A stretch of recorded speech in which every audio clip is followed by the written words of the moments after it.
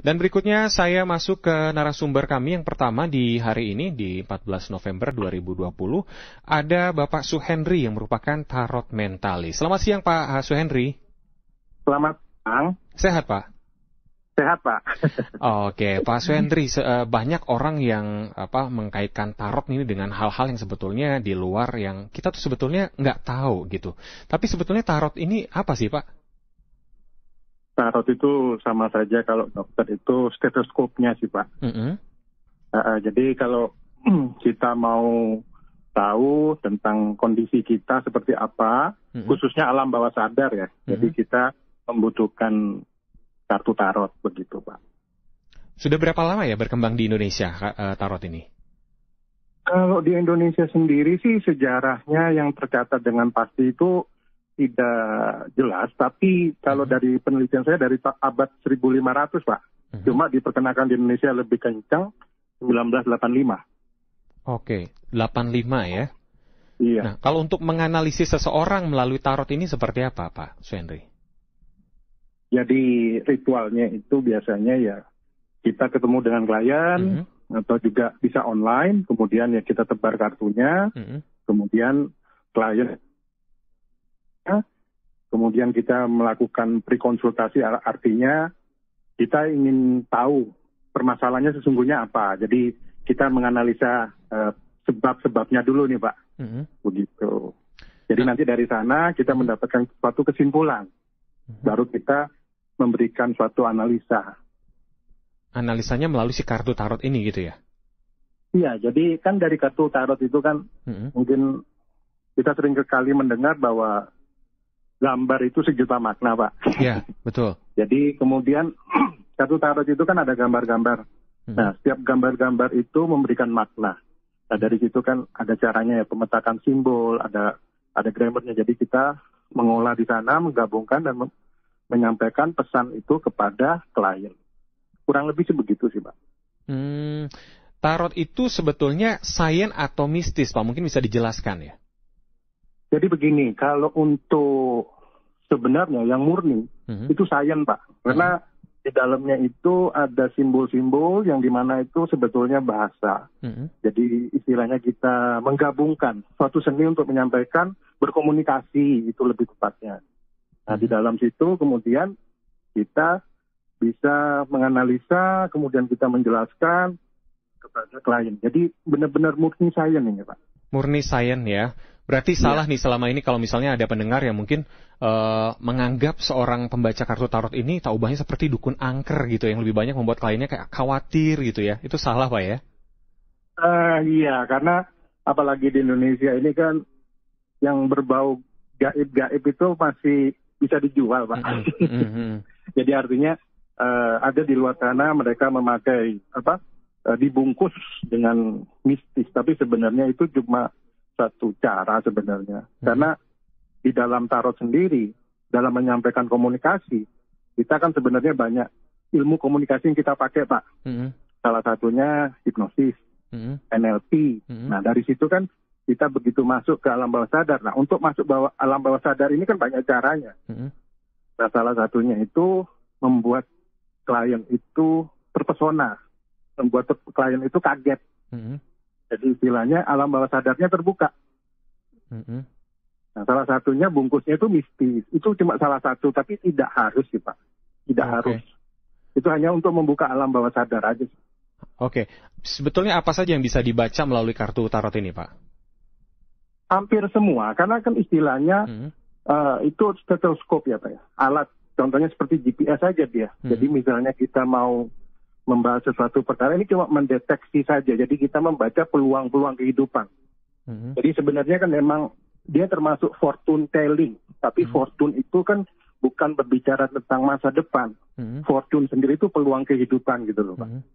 Jadi kalau misalnya kita dalam satu perjalanan, kita memakai GPS, kan banyak sekali tuh GPS Pak memberikan alternatif dari satu jalan-jalan. Nah, di mana kita butuh tahu jalan ini, itu apa saja yang akan terjadi begitu. Jadi kemudian kita memberikan jawaban itu kepada klien. Nah, ada asosiasinya nggak sih Pak di Indonesia sendiri untuk tarot ini? Saat ini asosiasi yang satu utuh belum, tapi kami banyak membentuk komunitas-komunitas.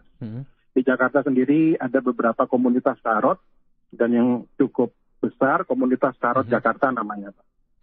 Oke, mungkin Bapak bisa jelaskan kembali step by step-nya seperti apa kalau misalnya ada seseorang yang ingin konsultasi mengenai kehidupannya ketika datang ke tempatnya Pak Suhendri ini. Iya, jadi kalau misalnya ingin konsultasi, biasanya klien datang, kemudian menyampaikan permasalahannya. Ya, seperti biasa ritual yang standar saja, kita mengocok kartu. Tujuannya mengocok hanya untuk membuat acak aja, random. Kemudian kita sebar kartunya, di mana klien bisa ngambil atau saya ngambil. Pokoknya ada kartu yang diambil, kemudian kita buka, baru kita baca. Kurang lebih sih cuma begitu aja sih ritualnya, nggak ada aneh-aneh. Oke. Biasanya paling banyak apa sih yang mereka tanyakan, Pak? Yang paling banyak terus terang soal asmara. Oke. Yang kedua soal pekerjaan. Yang ketiga soal keluarga. Kemudian yang keempat tentang jati diri sih, Pak. Oke. Berarti ini artinya lebih banyak orang dengan usia dewasa ya untuk masuk ke kartu tarot ini. Bagaimana dengan anak-anak? Sebetulnya bisa apa enggak, Pak? Bisa. Saya punya klien paling muda, itu usianya 10 tahun, Pak. Apa yang dia keluhkan? Atau apa yang dia tanyakan, Pak? Ya, dia menghadapi stres sih, Pak. Jadi istilahnya, dia menghadapi situasi yang di rumahnya itu kurang diperhatikan. Sehingga sampai, maaf, dalam kondisi sudah putus asa dan ingin mengakhiri hidupnya gitu. Oke. Berarti semuanya jadi sebetulnya bisa ya, segala rentan usia bisa ya? Bisa. Jadi nggak harus usia dewasa, dari anak kecil pun bisa. Baik. Pak Suhendri, di line telepon kami juga sudah ada narasumber kami berikutnya, ada Dr. Randa Sulis Mariani, MSI Psikolog. Selamat siang, Ibu Sulis. Selamat siang, Mas. Sehat, Ibu? Sehat, alhamdulillah. Iya, di line satunya ada Pak Suhendri yang merupakan tarot mentalis. Dan ini saya mau tanya ke Ibu Sulis, sebenarnya di dunia psikolog sendiri ada nggak sih hipnoterapi yang pakai tarot, Bu? Ada. Sebenarnya kalau kartu tarot itu juga seperti halnya kartu tematik apperception test, TAT di psikologi ada, Rorschach gitu ya, gambar pohon gitu ya. Sebenarnya kan itu sebagai suatu tools atau media untuk bisa kita menggali muncul simbol-simbol di dalam kartu itu, kemudian kita akan menggali keadaan seseorang yang dari pengalaman-pengalaman masa lalunya terpendam di ketidaksadaran. Oleh karena itu, melalui media kartu mungkin tarot ini kita bisa sinkronisasi kira-kira. Jadi sebagai media untuk kita. Ya, baik, sepertinya terputus dari Ibu Sulis. Pak Suhendri, sebetulnya untuk menjadi seorang pembaca tarot mentalis ini perlu belajar nggak, Pak? Oh, butuh. Karena tarot mentalis sendiri itu kan merupakan perpaduan banyak keilmuan, Pak. Jadi bukan tarot saja. Karena tarot mentalis itu sudah digabungkan dengan cara berkomunikasi. Nah, di dalamnya itu kita mengajarkan tentang hipnosis, NLP, sulap juga. Tapi istilahnya kita gabungkan jadi satu. Itu. Jadi kalau tarotnya sendiri ya memang tarot. Cuma ini kebetulan saya dengan rekan saya sedang membina suatu tarot yang bisa lebih menjangkau masyarakat, lebih bermanfaat, lebih berfaedah, lebih menghibur. Nah, kita menjadikan itu namanya tarot mentalis, Pak. Ini artinya nggak sembarangan orang bisa langsung baca kartu tarot itu ya, Pak ya? Untuk kita bertanya-tanya. Ya, baik, kita langsung ke Ibu Sulis. Bisa dilanjutkan, Ibu, silahkan. Ya, terima kasih.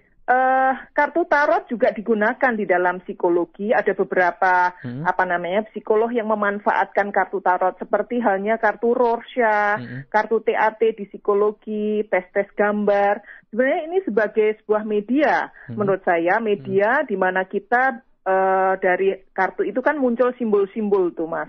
Jadi kita bisa menggali keadaan seseorang, kehidupan seseorang masa lalu, pengalaman masa lalu yang sudah terpendam di ketidaksadaran. Nah, melalui kartu ini, melalui media ini, kita bisa bertanya seperti apa kondisi kejiwaan, kondisi psikologis klien, sehingga kita bisa menginterpretasi, sehingga kita juga bisa memilihkan terapi yang paling sesuai. Menurut saya, tarot banyak kok para psikolog yang menggunakan sekarang ini. Baik, Pak Suhendri, kalau dari Pak Suhendri sendiri untuk kartu tarot dihubungkan ke dunia psikolog seperti apa, Pak? Ya, memang kalau dengan psikolog kita berhubungan dengan kejiwaan, Pak. Dan sebetulnya kita disebut para psikolog, Pak.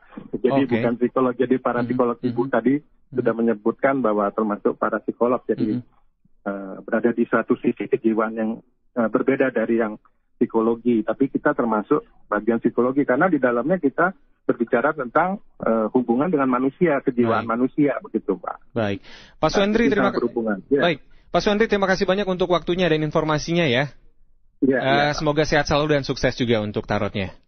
Iya, terima kasih, Pak. Ibu Sulis, kita jeda lagu dulu, nanti kita sambung lagi untuk ngobrol-ngobrolnya, Ibu ya.